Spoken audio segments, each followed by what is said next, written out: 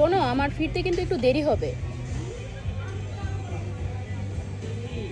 হ্যাঁ, আরো 1 ঘন্টা সময় লাগবে। আরে আগেই তো অর্ডার করা, ওরা ডেলিভারি ডেট লিখতে ভুল করছে। আচ্ছা ঠিক আছে।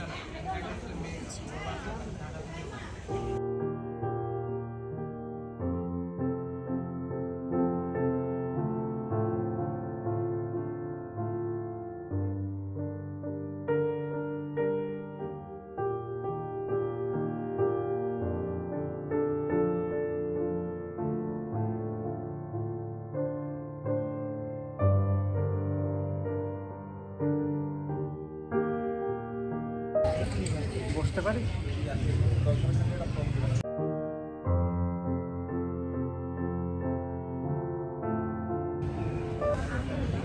কেমন আছো? ভালো আছি, তুমি কেমন আছো? চলছে।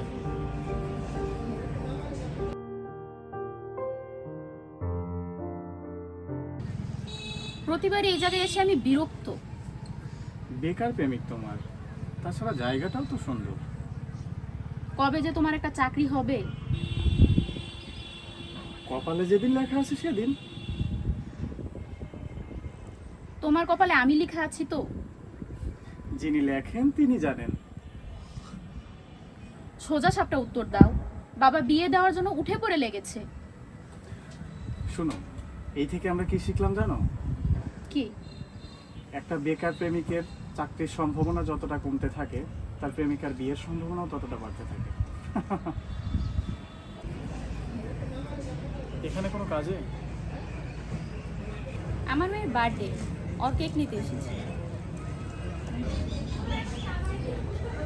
ও, you have a baby, congratulation. আচ্ছা, বাচ্চার বয়স কত হয়েছে? Thank you. আমার মেয়ের বয়স 4। আমাদের বাচ্চার নাম কি রাখবে?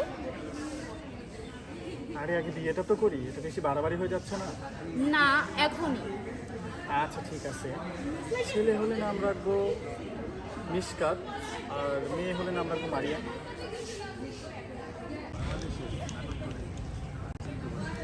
হ্যালো মা, এই তো আর কিছুক্ষণ চলে আসছি। তুমি তোমার বাবার সাথে একটুক্ষণ খেলা করো না।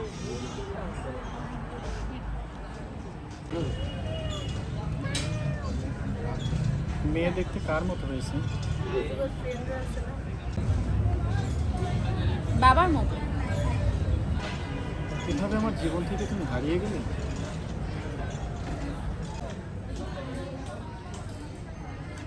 তুমি সেই দিন আমার কল ধরোনি কেন?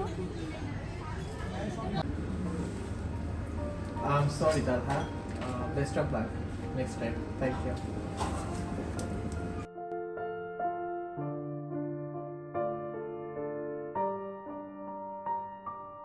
না না, ইন্টারভিউ ঠিক ছিল, মনে হয় না চাকরিটা হবে।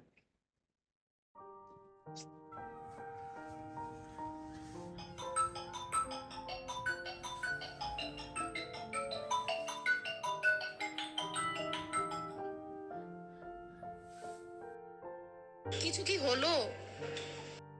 ভালো কিছু হলে তো আমিই তোমাকে জানাবো, এত অস্থির হচ্ছ কেন?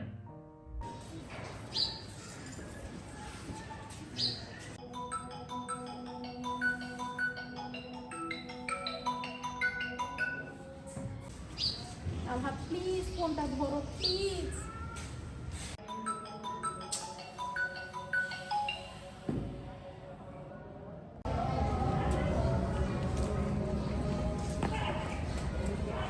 তালহা বসে আছে?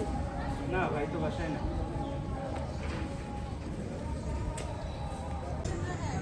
চাকরি পাচ্ছিলাম না, তাই তোমার কল রিসিভ করে নি। নতুন কিছু বলারও আমার কাছে ছিল না, তাই ফোন বন্ধ করে রেখেছি। ভেবেছিলাম চাকরি পেয়ে তোমাকে কল দিব।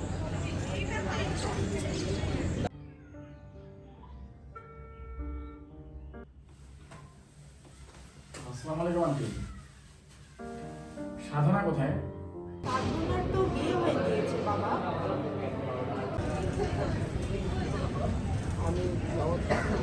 এত কিছুর পরে তোমার সাথে কথা বলছি কেন জানো? কারণ তুমি আমার প্রথম ভালোবাসা ছিল। সে কারণে আমি তোমাকে বলতে পারি না। আচ্ছা, তোমার জীবনে কোথাও কি আমি ম্যাম আপনার কেক রেডি, প্লিজ চেক করে জানাবেন। চেক করা লাগবে, আপনি প্যাক করে দিন।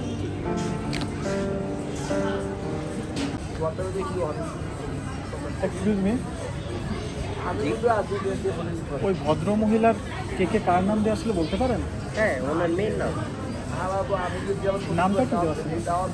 নামটা ও হ্যাঁ, প্রান্তি।